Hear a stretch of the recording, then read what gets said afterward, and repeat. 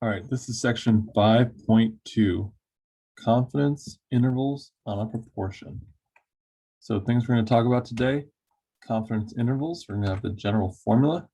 We're going to have the standard error formula, which will be covered. The standard error formula changes depending on the situation. So we'll handle that. You'll see that happen up in different sections in the future. We'll talk about the width and the confidence, finding Z star. That's all we're talking about today. Okay, so a metaphor for confidence intervals is like instead of hunting with a spear, you're hunting with a net. If you just throw a spear at a fish, it's hard. But if you have a net, it's like you most likely got a fish. All right, I'm going to give you now an example of a study about Facebook and its categorization of users' interests. Okay, so it's a big paragraph, so get ready. Most commercial websites, e.g. social media platforms, news outlets, online retailers, collect data about their users' behavior and use these data to deliver targeted content, recommendations, and ads. To understand whether Americans think their lives line up with how the algorithm-driven classification system categorizes them, Pew Research asked a representative sample of 850 Americans. So here's where, whenever you're reading this, you come across a number, it might be good to like circle it, underline it, highlight it. American Facebook users, how accurately they feel like the list of categories Facebook has listed for them on the page of their supposed interests actually represents them and their interests.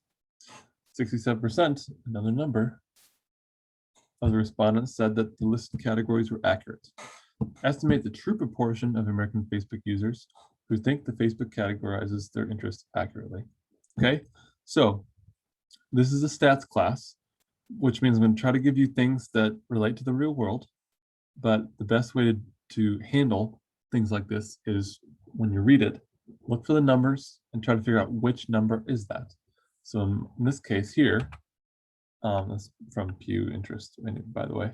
In that case, the p hat was 0.67, n was 850. Okay, n is our sample size, the p hat is our sample proportion. Okay, so we're going to find, we're going to approximate the 95% confidence interval. So the formula for that is point estimate plus or minus 1.96 times standard error. Now this formula works for categorical data and numerical data. Okay, that's why I have the word point estimate there. Okay, so when we have categorical data, the point estimate is p hat. Okay, and then when we have categorical data with a single proportion, then the standard error is this formula. So p times 1 minus p over n, square root of that whole thing, so approximately 0.016. So that means you take your point estimate plus or minus 1.96 times standard error. So 0.67 plus or minus 1.96 times 0.016. And then you we're going to do an interval, which means we do the parentheses, the comma. So you take your point estimate plus or minus the 0.03, and you get 0.64 to 0.7. Okay. So we started with, we have a sample of 850 people, and 67% of them said that the Facebook had them pegged. And so then we just did some math and said we're 95%. I'm not going to say it. Sorry. Okay. We did some math and got two numbers, 0.67 and 0.7, 0.64 and 0.7. Okay. So now we want to not only get the right numbers, but know what they mean. So let's ask this question. Which of the following is the correct interpretation of this confidence interval? We're 95% confident that, is it A, 64 to 67% of American Facebook users in the sample think Facebook categorizes their interests accurately. 64 to 67% of all American users think Facebook categorizes their interests accurately. What is the difference between those two?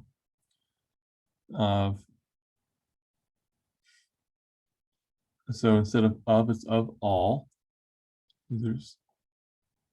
And then this one has it in this sample. This one does not. Okay. Then C, there is a 64 to 67% chance that a randomly chosen American Facebook user's interests are categorized accurately. There is a 64 to 67% chance that 95% of American Facebook users' interests are categorized accurately. Okay, which one is correct?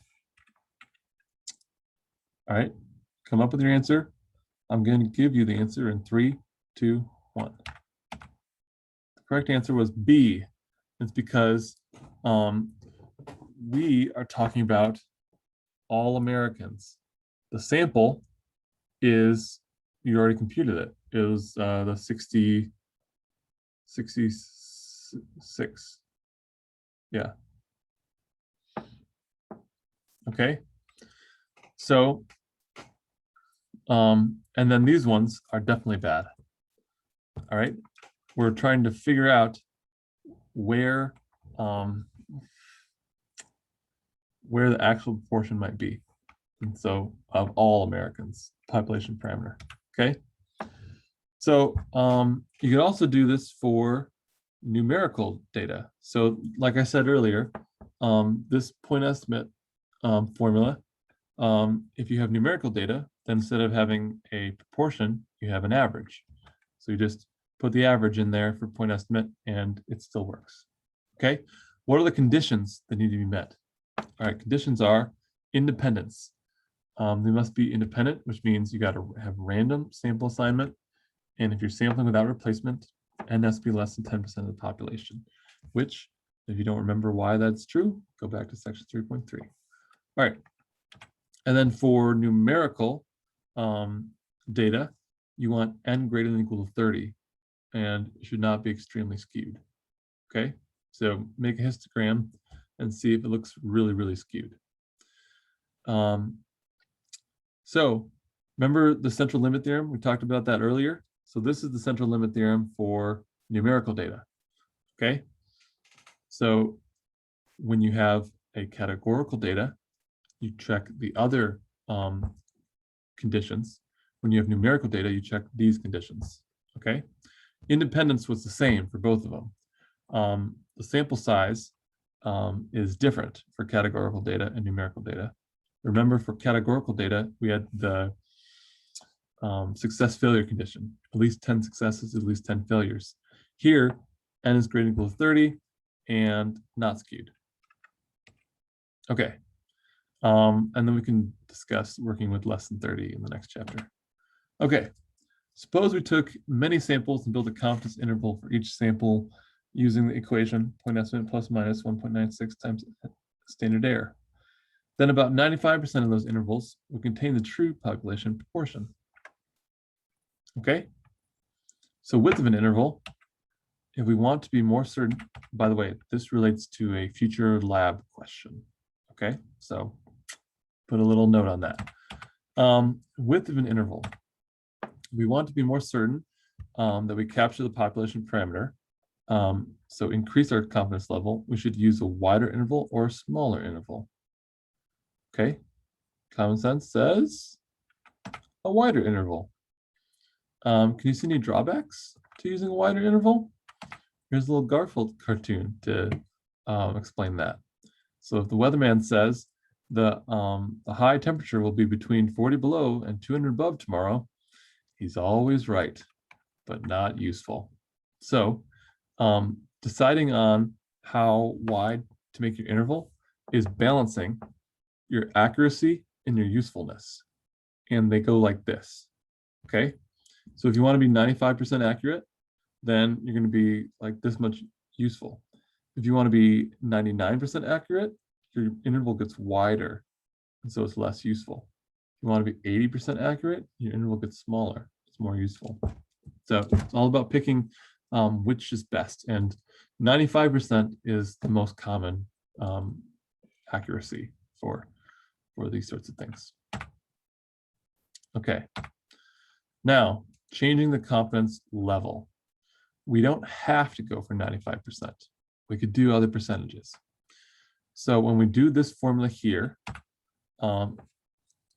Z star times standard error is called the margin of error. That's from last section. We talked about that last section, but we never really defined it. Okay, now we're finally defining it. Margin of error, the formula for margin of error is Z star times standard error, where Z star is the backwards lookup in a Z table or using R code or whatever. Okay, so you got to adjust Z star for whatever confidence level you're going for. So the most common confidence levels are 90%, 95%, 98%, and 99%. Now, for 95%, we use 1.96. That was the previous formula, okay? However, you can use, it's possible to use other Z stars, okay? So let's do a question. Which of the Z scores is the appropriate Z star when calculating a 98% confidence interval?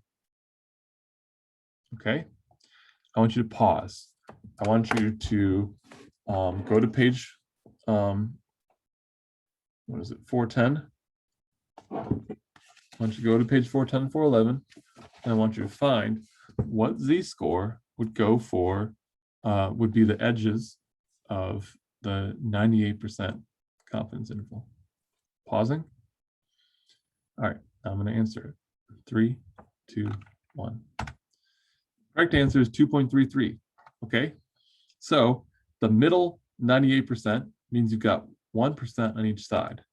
So in your Z table, if you look up 1%, or 1 plus 98 is 99%, then you'll get the right number. So let's look up 99%. So 99%, 99%, it's right there.